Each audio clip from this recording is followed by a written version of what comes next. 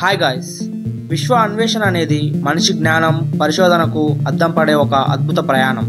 విశ్వం అంటే ఏంటి, మనం ఎక్కడి నుంచి వచ్చాం, ఈ గ్రహాలు నక్షత్రాలు ఎలా ఏర్పడ్డాయి అనే ప్రశ్నలకు సమాధానం కనుక్కోవడం కోసం శతాబ్దాలుగా శాస్త్రవేత్తలు ఖగోళ శాస్త్రజ్ఞులు విశ్వాన్ని అధ్యయనం చేస్తున్నారు.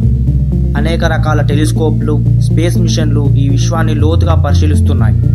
అలాంటి మరో మిషన్ని నాసా ప్రయోగించింది, అదే స్పియర్-ఎక్స్. ఈ మిషన్ మన యూనివర్స్ గురించి కొన్ని అమేజింగ్ సీక్రెట్స్ని రివీల్ చేయబోతుంది. సో ఈ మిషన్ గురించి డీప్గా తెలుసుకుందాం.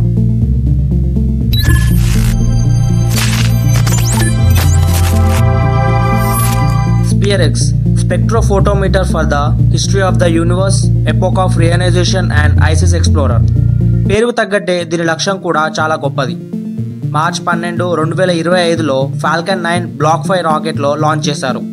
స్పియర్-ఎక్స్ అనేది జేమ్స్ వెబ్ టెలిస్కోప్ లాగే ఒక స్పేస్ టెలిస్కోప్. దీని ద్వారా మన యూనివర్స్ ఎలా ఎవాల్వ్ అయిందో తెలుసుకోగలుగుతాం. దీనిని ముఖ్యంగా 3 లక్ష్యాల కోసం డిజైన్ చేశారు. అందులో దీని మొదటి లక్ష్యం understanding the history of the universe, అంటే బిగ్ బ్యాంగ్ జరిగాక ఈ యూనివర్స్ ఎలా ఎక్స్పాండ్ అయిందన్న విషయంపై అధ్యయనం చేస్తుంది. దీని సెకండ్ గోల్ ఎపోక్ ఆఫ్ రియనైజేషన్. ఇది ఈ విశ్వం ఫామ్ అయిన మొదట్లో ఉన్న నక్షత్రాలు, మొదటి గ్యాలక్సీలు ఎప్పుడు ఏర్పడ్డాయో తెలుసుకుంటుంది.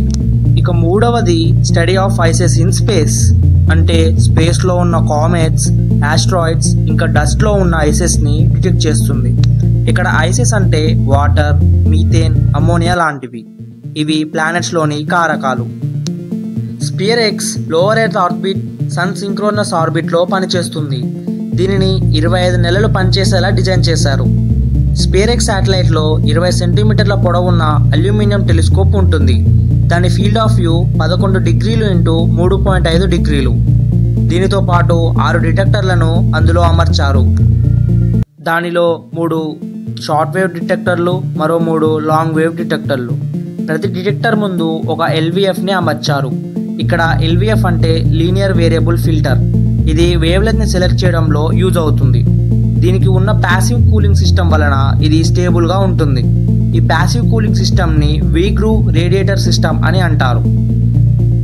ఈ మిషన్లో ఒక ప్రత్యేకమైన నియర్ ఇన్ఫ్రారెడ్ స్పెక్ట్రోఫోటోమీటర్ పరికరాన్ని ఉపయోగించారు. ఇది 0.75 నుండి 5 మైక్రాన్ల వరకు స్పెక్ట్రాను సేకరిస్తుంది. మొత్తం ఆకాశాన్ని 4 సార్లు స్కాన్ చేస్తూ ప్రతి 90 నిమిషాలకు ఒకసారి కొత్త డేటాను సేకరిస్తుంది. ఈ మిషన్ ద్వారా 96 కలర్ బ్యాండ్స్తో ఫుల్ స్కైని స్కాన్ చేసి దాదాపు 400 మిలియన్ గ్యాలక్సీలను, 100 మిలియన్ నక్షత్రాలను అధ్యయనం చేయవచ్చు.